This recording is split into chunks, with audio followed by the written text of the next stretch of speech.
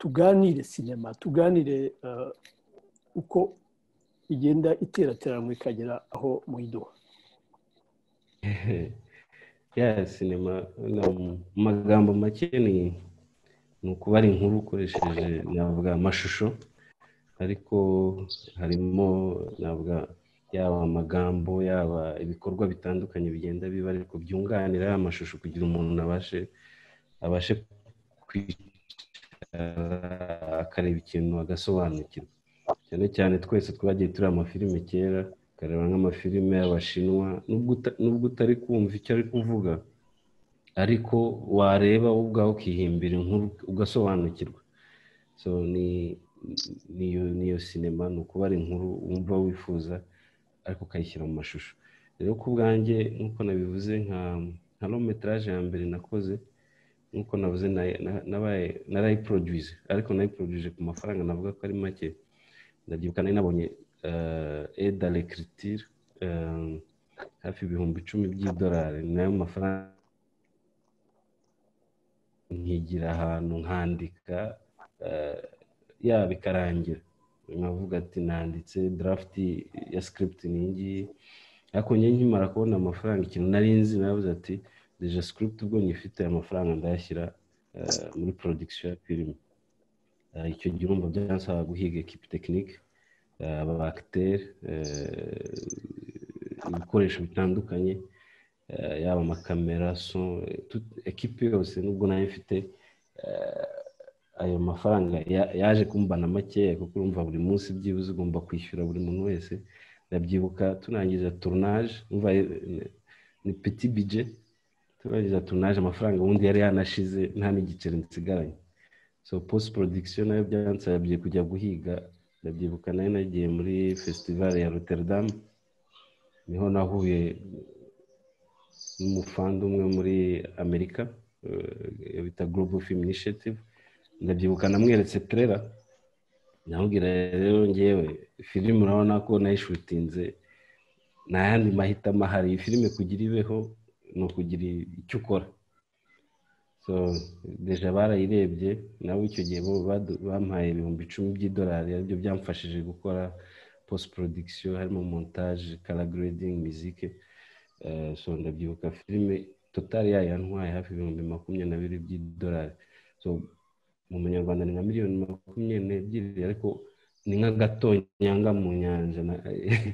Ndabyibuka narangije nta mafaranga, ariko icyo gihe ni filime yazengurutse hafi mu festival nka 50, iza kugurishwa ku mateleviziyo atandukanye, yaje kubona Grand Prix muri Luxor n'andi ma festival. Ariko icyo navuga nyine, aho navuga ko noneho nakoze filime noneho mfite ubushobozi, ni The Master of the Jungle. The Master of the Jungle nayo mfite equipe noneho, yaba ibikoresho bitandukanye, ko noneho ni cyiza cyari gihari nuko buri wese yahembwaga noneho, kuko filime ya mbere urumva nta mushahara nayo mfite, nanjye ubwanjye ntabwo nigeze nihemba.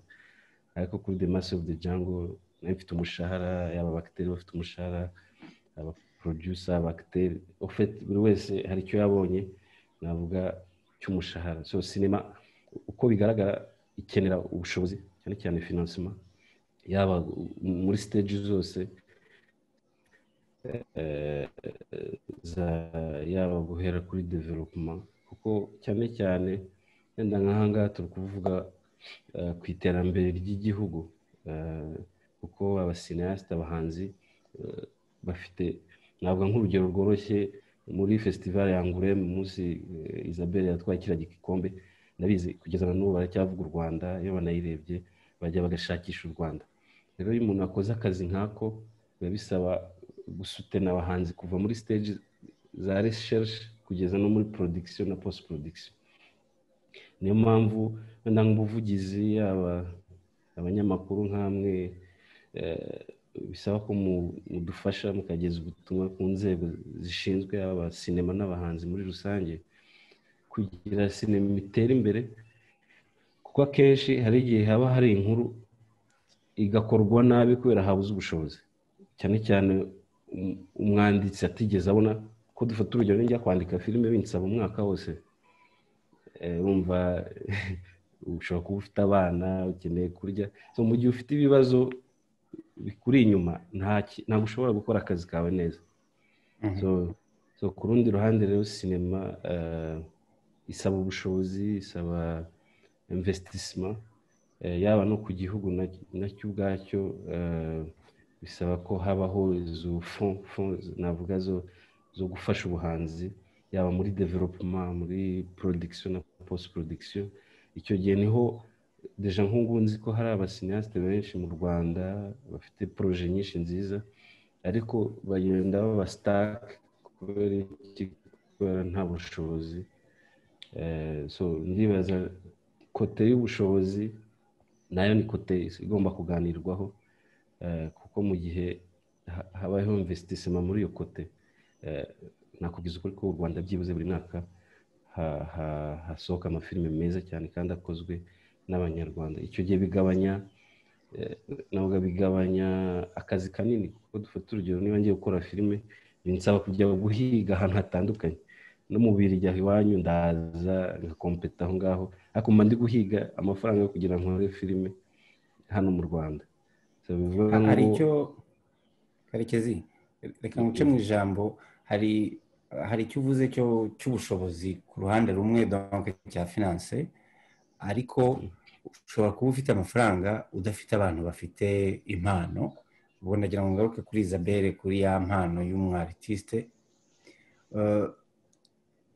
Isabelle, tugiye muri iyi filimi ya nyuma ya Petit Pays, uriya wigize utangira wavuze uti Yvonne kumukina byari bigoye. Waduha urugero nk'umuntu utari wakina na théâtre cyangwa se n'undi wundi, ubundi umukinnyi mwiza basabwa iki muri filimi? Ni iki kivuga ko umuntu ari umukinnyi mwiza? Akazi ugomba gukora ni akahe? Akazi umuntu agomba gukora ni uko, singiye kwigira expert de travail d'acteur et le reste, parce que c'est quand même un peu compliqué. Kwinjira d'abord dans la peau du personnage. Sinzi ukuntu umuntu yabivuga mu Kinyarwanda. No kwinjira, kwishyira mu mwanya, kwishyira mu mwanya du personnage. Oui, voilà. Donc déjà la première lecture, il faut d'abord comprendre le personnage qu'on t'a donné. Qu'est-ce que c'est? Reka tubwire abatumva igifaransa niba bahari. Uravuga uti icya mbere usabwa iyo umaze gusoma iyo nyandiko y'umuntu uzakina no kubanza ukumva uwo ugiye gukina uwo ari we. Yego, ni ukwinjira mu mubiri w'uriya muntu, gutekereza nkawe, kumenya icyo yatekerezaga iyo wasomye. Nk'uko Imana nagize kuri hall, nuko hari igitabo rero iyo ugisoma iyo usoma igitabo winjira muri imagination, ukimagina uwo muntu ukuntu ameze, ukuntu ateye, icyo atekereza derrière ce qui est dit en fait. Muri scénario rero, iyo ufashe scénario ukayisoma, hari igihe ubona un texte, kuyivuga kurya ushobora kuyivuga, ariko niki cyanditse nyuma y'iyo texte? Niki Yvonne niki atekereza, niki cyavuzwe, niki atekereza iyo avuze iryo jambo? Ni gute yumva ameze avuze iryo jambo? Ikintu cya mbere cyo gukora ni ukwiyibagirwa, ukinjira mu mubiri w'uriya, cette personne imaginaire. Ibyo rero bisaba nagize Imana, hari umuntu watuzaniye conservatoire hano, tutarinze kujya kwiga conservatoire, witwa Dorcy Rugamba, dukora atelier de théâtre, watwigishije ibyo byose. Ayo atelier yatwigishije de théâtre, yatwigishije ukuntu umuntu ava mu mubiri we akajya mu wundi, ukinjira muri personnage en fait. Donc ikintu cya mbere ni ukwiyibagirwa. Ndi Isabelle uyu munsi, ariko mbere ya kamera na scénario bampaye ntabwo nyiri Isabelle, ndi Yvonne. niki Yvonne atekereza. Yvonne arumva ameze gute mu mubiri we.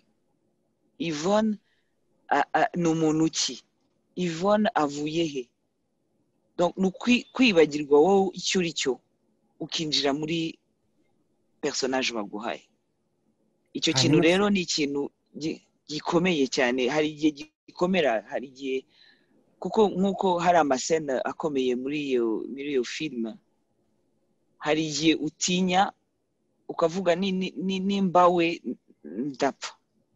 Urabona kuko hari ibintu hari ibintu iyo umenye uwo ari we ukinjira mu mubiri we urabitinya. Umuntu atagupushije, réalisateur arabizi Karekezi, iyo ufite umu acteur utabishobora uramubwira umva ntabwo ari wowe ni Yvonne, arashaka iki Yvonne. Iyo rero ugiye muri role ikomeye kuriya birakomera cyane kuko uratinya kuko biragufata ukababara wowe wenyine. Urababara ukinjira mu mubiri we ukibagirwa uwo ari we ugahita uriya mugore. Ni ikintu gikomeye cyane, ni bantu bake bashobora au fait moi j'appelle ça se déshabiller au fait. C'est complètement oui. Nagira ngo utubwire uwo mugore muri make mu magambo abiri abantu batwumva. Winjiye mu mubiri we sa n'umutubwira baba we ubu noneho umutubwire mu Kinyarwanda ugerageze no mu Gifaransa ubivangavanga nawe. Oye ndabivanga. Yvonne ni umwana w'impunzi. Ni umwana wahunze, yatangiye guhangayika deja akiri umwana, ahunga atazi yajya, aba mu gihugu kitari icye. Niyo twe twavutse turi abana b'impunzi, turabizi ko ababyeyi bacu bicaraga ukabona bameze neza aho bari, ariko hari ikintu kibuze mu mubiri wabo, hari ikintu bize mu muziba bwabo. Nuko rero Yvonne yatangiye kuriya, atangira kubabara icyo gihe, agenda arongorwa n'umugabo utari umunyarwanda, utari umunyafrika, ari umuzungu. Haba choc de culture. Hari une question, elle est incomprise depuis le début au fait. Elle est incomprise depuis son plus jeune âge, déjà quand elle arrive dans un pays qui n'est pas le sien, et elle est incomprise dans ce pays, elle est incomprise par son mari, et les douleurs partent crescendo comme ça. Elle se fait tromper par son mari, aragenda afite bigenda bizamuka kandi ariko agakomeza ari umugore mwiza ukunda kwizihirwa ariko ahisha ikintu. Hanyuma et aussi un peu naïve parce que hari igihe ni umuntu ushaka korosa ibibazo, ageraho byorosa kugeza aho byorosa avuga ngo n'ubundi turatashye, yizeye ko azataha afite icyizere kandi yo fin fond elle azi ko atari byo. Et tout d'un coup sinzi ukuntu nabivuga mu Kinyarwanda, il y a la réalité qui lui pète à la gueule là comme ça, elle se rend compte que elle s'est trompée sur toute la ligne. Et toutes ces douleurs depuis son enfance se retrouvent en elle et elle éclate. Voilà ce que c'est qu'Yvonne. C'est une femme meurtrie. Kuri wowe umuntu arimo akumva ubivuga, nika ko tu es la bonne personne, umukinnyi wari ukwiriye iyo scène. Ibyo ni byo bivuze. Merci. Nkurikije ibyo uvuze muri introduction y'uwo mubyeyi, uyu munsi byakugizeho iyi impact négatif ou positif?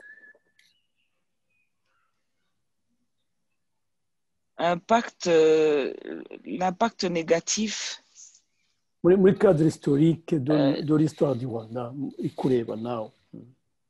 Non, mais le problème, ce n'est pas seulement l'histoire du Rwanda, c'est l'histoire du Burundi aussi. C'est l'histoire de la vie Ouais, les deux, ouais. réfugiée et de la vie. Donc, l'impact négatif, c'est que je ne dirais pas qu'il y a eu un impact négatif. Je pense que j'ai beaucoup appris de ce personnage. Hari ibintu n'ugute nabivuga mu kinyarwanda, c'est elle m'a transformé. Yarampinduye. C'est une personne, ni umuntu watumye menya ko malgré elle qui part complètement en vrille, k'umuntu agomba kuba ari kiri cyose ikibazo ufite. Et c'est ce qu'on vit tous les jours ici au Rwanda, c'est de rester debout, en fait, de ne pas faut pas kwiheba, faut pas kwirekura, faut pas kucika intege, faut pas mourir, en fait. Il faut rester vivre pour raconter. Rester vivre pour raconter, pour que beaucoup de choses ne se repassent pas, en fait. Raconter pour kugira ngo umuntu amenye ko hari ikintu, on a plus de force intérieure qu'autre chose. N'a impact négatif nabonye kuri le rôle d'Yvonne. Aucun impact. Pour moi, je n'en suis sorti que grandi. nibyo nanjye kuvuga byatumye ukura kurutaho umenya exact kumenya ibyo, kuko uwo Yvonne umuntu yaramubonaga, mwese mwaravutse mubona Yvonne hano, kandi aracyariho, non seulement au Rwanda mais partout où ça ne va pas. Cette Yvonne existe, cette Yvonne ariho. Donc uwo Yvonne, je me suis rendu compte que twamubonaga tukamwirengagiza. Turamubona tukamwirengagiza, ariko nitumenye hari igihe ureba umuntu, la douleur qu'une personne ressent, ukavuga ngo je comprends. Mais ce qui m'a grandi dans cette histoire, c'est que je comprends maintenant les douleurs de beaucoup de femmes, de beaucoup d'Yvonne tout autour. Les douleurs qui se passent dans les familles, les douleurs, ce que les adultes font subir aux enfants, et la bêtise humaine, en fait. Parce que ce film, il tourne autour de la famille, surtout. C'est des parents qui se déchirent, et en plus, il y a des événements autour. Donc, c'est une vie de famille qui va dans tous les sens. Et c'est les enfants qui subissent cette incapacité de gérer des parents et des adultes. Donc voilà, c'est ça le fond du film, et déjà aussi le fond du livre. ubwo rero kubera ko twavugaga kare tuti ni ngombwa ko n'abatazi sinema bagira igitekerezo cy'uko ikorwa, ibiri inyuma ya kamera, ibiri imbere ya kamera, ibibanziriza iyo mishinga. Hari ibyo Claude avuze byo kwandika. Reka turebe niba Dida yaba twumva. Sengor, uranyumva? noneho tumubaze ku byerekeranye no casting ni igiki, uba ushaka iki mu mukinnyi? Akazi k'umuntu ukora casting ni bwoko ki? Nitwa Didasienne Nibagwire, nkaba nanjye ndi umuhanzi, nkora amakinamico, nkaba na productrice, nkatunganya n'amakinamico n'amafilme. Casting rero ni ikintu nkora mu bintu nkora, mu kazi nkora casting za théâtre n'iza cinéma. nkaba nanakoze casting ya Petit Pays, niyo mpamvu Isabelle yamvuze ni njye wamushatse. yagize neza kukuzana rwose twari tugukumbura. Ni njye wamutumiye maze muri casting akanyambwa sidida buriya sinambwiza ngwino.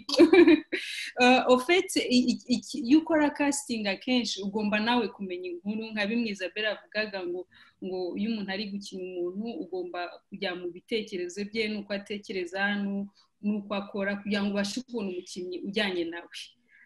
Ikintu cya mbere rero ni ugusoma inkuru ukayumva. Nanjye nagize amahirwe ndayenda ndavuga kuri Petit Pays kuko Isabelle ariyo yavuzeho cyane. Nanjye n'igitabo nari narasomye kandi niyo projet nini nari nkozeho. Casting nagiye nkora ni za makinamico na court métrage. Hari umucinéaste ukorana na bajoweri witwa Clémentine nawe nagiye mukora ama casting. Donc Petit Pays niyo filme yari nini, nanjye byari byampangayikije bakibimbwira bakinsaba gukora casting ko nagiye muri interview nk'abandi. Ariko uburyo ikindi kintu muri casting ugomba kumvikana na realisateur ukamenya ikintu ashaka, ari nicyo kintu cyatumye ahanini mbona akazi kuko umunsi nkura na Eric Barbier twabashije kuganira ku bakinnyi bose na contrainte n'uburyo abashobora kuboneka nabo byatugora, surtout ko nko mu Rwanda nk'uko Jean Claude yavugaga ibintu byose biracyari bishyashya. N'abakinnyi buriya abakinnyi tugira bari professionnel kuri niveau international ni bakeya cyane. Rero ngewe mu buryo nkora ikintu ngerageza gukora ni casting sauvage, casting yo kujya gushaka abantu badasanzwe bakina. Niyo mpamvu nko muri Petit Pays abantu bakinamo basanzwe bakina ni nka Isabelle witwa Léo Mandari, ariko abandi bose ni abantu abenshi bari akina ari Armand abarebye Petit Pays mwaramubonye. Abandi usibye ba Jean Paul Bube nyine bavuye muri Europe, ariko abo mu Rwanda bose abenshi bari bagiye kuri kamera bwa mbere. Ikintu rero twagendeyeho kuko realisateur imaze kumubwira ko hatari abakinnyi professionnel benshi, twakoze casting iri open, dutumira abantu bose ari abasanzwe bakina n'abadakina. Hari nka role twaburaga abantu tugakora icyo bita head hunting, ni kujya gushaka umuntu ukajya kwa Rubangura, assistant wanjye yajyaga kwa Rubangura agahagarika abantu kugira ngo physique akamuganiza kumva uko avuga, akavuga uyu muntu ashobora gukina ari proti, akamuzana muri casting. Rero abanyarwanda ko atari ibintu bamenyereye, ubwo nyine ugomba kugira skills za communication kugira ngo ubashe kubibumvisha, kuko nkuko Isabelle yavugaga benshi bavuga ngo bya bintu by'abartiste byabasagihobe, akumva n'icyo ikintu buriya cyadufashe kuri Petit Pays. Abantu bose abakinnyi benshi bari bazi ko ari faveur bari kudukorera, akumva ko aje kugukorera faveur kandi uramwishyura ari ukwitanga.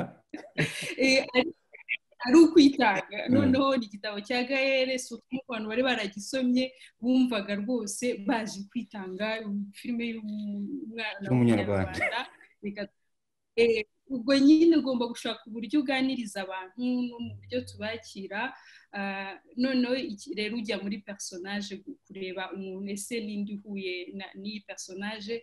Twakoze call ya mbere tureba le physique, kuko umuntu hari ukuntu iyo umusomye umwimagina uko aba yanditse le physique n'uburyo avuga. Ko nka Isabelle bwa mbere aza nta nubwo twaganiriye Petit Pays, twaganiye kuri Isabelle bivuze ibyakunda. Namubajije yaratwibwiye igihe nari muzi, ariko hari ibintu yambwiye ntari nzi, ngerageza kumwinjiramo nanjye, ngerageza kumubaza ese Isabelle n'iki kintu cyaba cyarakubabaje mu buzima. Burya umuntu ari kukubwira ikintu cyamubaje mu buzima, ushaka ko akina umuntu ubabaye nka Yvonne wanyuze mu bintu byinshi, ureba profondeur ye nawe aho ashobora kugera muri uwo mukino. Ese n'iki kintu cyagushimishije? Kuko hari na Yvonne hari umuntu ukunda ambiance, akunda ambiance, arasohoka n'abakopine n'ibyo tukabiganira, ariko tukabiganira nka Isabelle kugira ngo urebe ese nitumusaba iki kintu ari gukina ashobora kuzagera. Niyo byaba bidasa ureba ugiye kumupusa muri personnage eske azagerayo.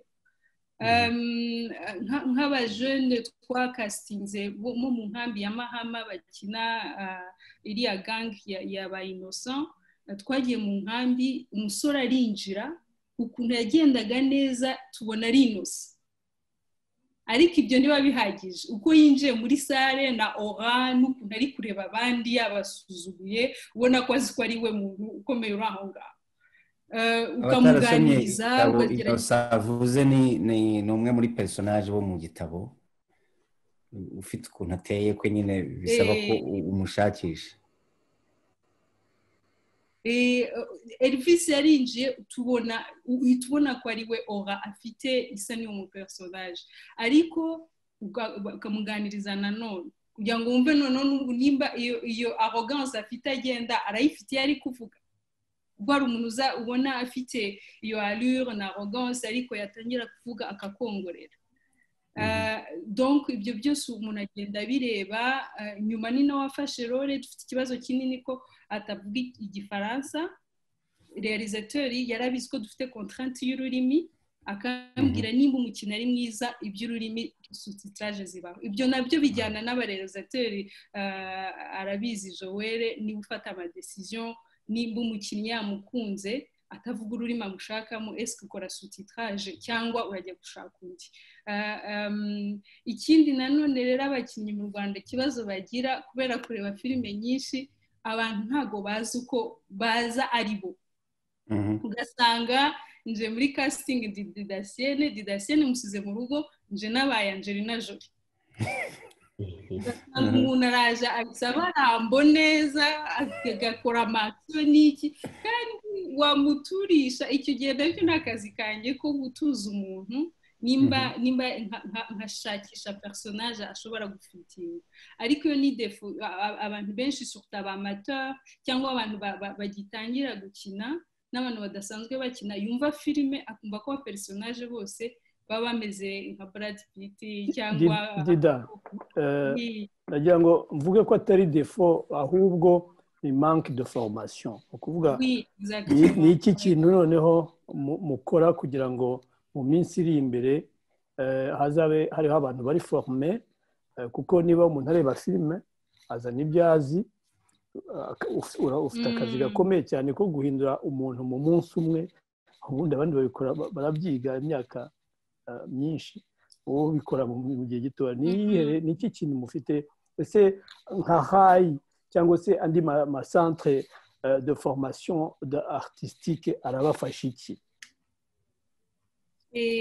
ufite ngewe nanjye mfite kampani ya production nkunda ntanga formation kenshi akenshi kubera kumva nk'uko ubivuze ni manque ya formation kandi abantu nanjye niga gukina nize ni amaformation nagiye nkora nakoze mu gihe kinini nkagenda niga muri formation z'igihe gitoya donc iki bintu dukora mu iyugi tunaforma abakinnyi duforma abakinnyi ari muri acting ikindi kintu nkunda guformamo abakinnyi ni communication na financial management kubera ko abakinnyi akenshi ntabwo baba bazi no kumanaginga